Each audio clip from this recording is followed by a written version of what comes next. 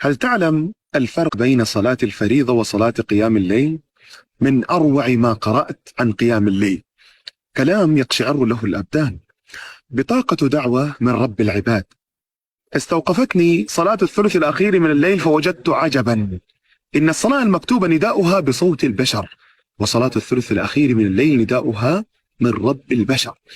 الصلاة المكتوبة يسمع نداؤها كل البشر، وصلاة الثلث الأخير يستشعر نداؤها بعض البشر. الصلاة المكتوبة نداؤها حي على الصلاة، حي على الفلاح، وصلاة الثلث الأخير من الليل نداؤها هل من سائل فأعطيه. الصلاة المكتوبة يؤديها أغلب المسلمين، بينما صلاة الثلث الأخير يؤديها من اصطفاه الله من المؤمنين. الصلاة المكتوبة ربما يصليها بعضهم رياء، أما صلاة الليل فلا يصليها أحد إلا خفية خالصة لله.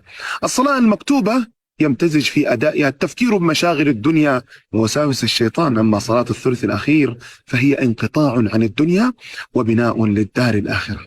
الصلاة المكتوبة ربما تؤديها لكي تقابل أحدا في المسجد فتتبادل أطراف الحديث معه، بينما صلاة الثلث الأخير تؤديها لكي تأنس بالحديث مع الله وتتكلم معه وتبث همك وسؤلك.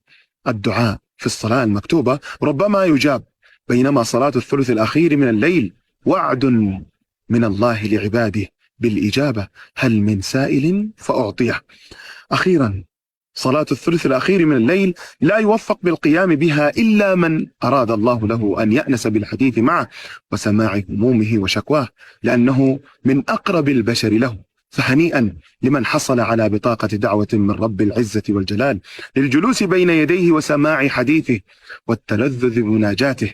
إذا أجلست في الظلام بين يدي الملك العلام استعمل أخلاق الأطفال، فالطفل إذا طلب شيئا ولم يعطه بكى حتى يأخذه، فكن أنت هذا الطفل واطلب حاجتك.